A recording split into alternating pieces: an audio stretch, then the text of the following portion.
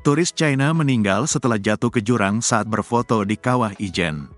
Seorang wisatawan dari China meninggal setelah jatuh ke jurang di kawasan Taman Wisata Alam, TWA, Kawah Ijen, Banyuwangi, Sabtu, tanggal 20 April tahun 2024. Korban adalah HL, 31. Korban meninggal setelah terjatuh dari atas bibir jurang. Menurut saksi, korban jatuh ke jurang sedalam puluhan meter. Saat itu, korban bersama suaminya, dengan dipandu oleh Guswanto, seorang pemandu wisata. Korban dan rombongan berangkat dari Paltuding ke Kawah Ijen sekitar pukul 2.10 waktu Indonesia Barat. Mereka kemudian naik ke Gunung Ijen dan turun ke kawah untuk menyaksikan Blue Fire.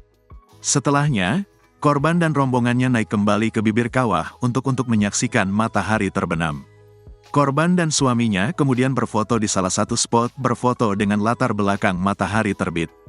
Mereka berfoto bergantian. Awalnya sang suami berfoto seorang diri.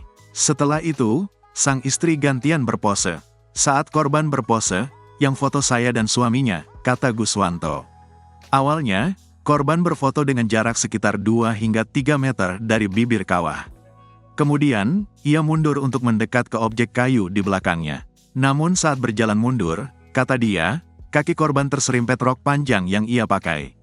Saat mendaki TWA Ijen, korban mengenakan celana panjang dengan belahan setinggi pinggang. Serimpetan itu mengakibatkan korban terguling ke belakang dan jatuh ke jurang. Jurang di belakang tempatnya berfoto memiliki kedalaman sekitar 100 meter. Saya langsung turun lari ke Paltuding untuk meminta pertolongan, kata dia.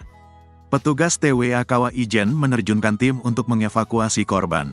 Lokasi korban terjatuh berada di tempat yang sukar dijangkau. Petugas membutuhkan waktu sekitar 2 jam untuk mengevakuasi korban ke atas bibir kawah.